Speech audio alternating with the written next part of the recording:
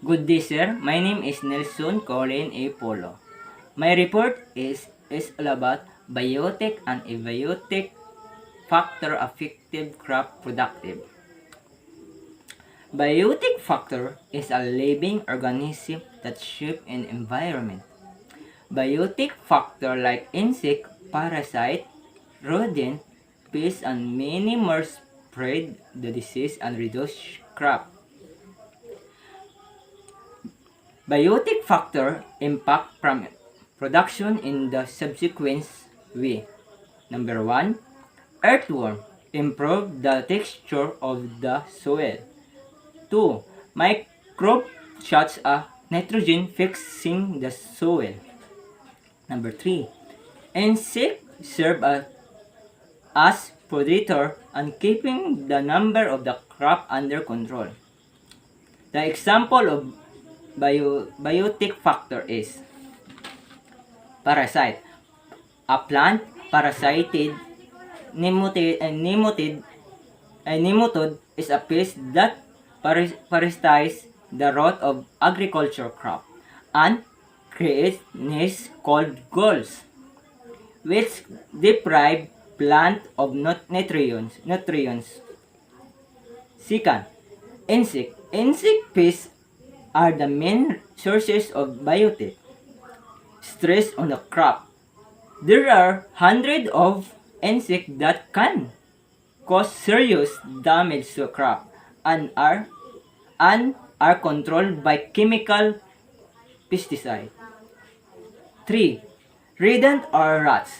Rats have been estimated to damage more than 1% of the world cereal crops, and in developing countries estimate 3 or 5% have commonly reported.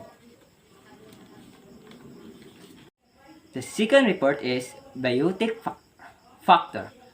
A biotic factor like humidity, temperature, moisture, wind, flood, and many more destroy the crop traces. A biotic factor impact crop production in the subsequent way.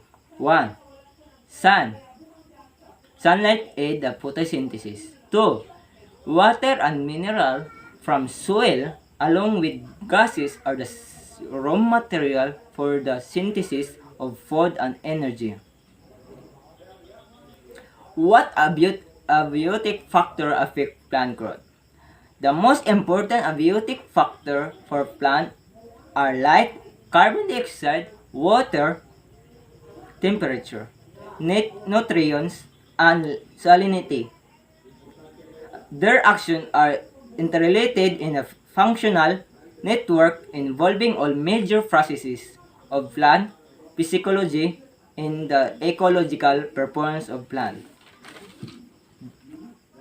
The 5 most important abiotic factors that can adversely affect from crop production. 1. Drought. Constant the growth of crops resulting in the decline in the size and quality and produce consumer.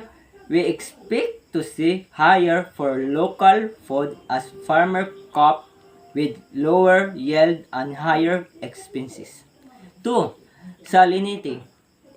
Effect of production in crop pasture and stress by interfering with nitrogen uptake, reducing growth and stopping plant of reproductives.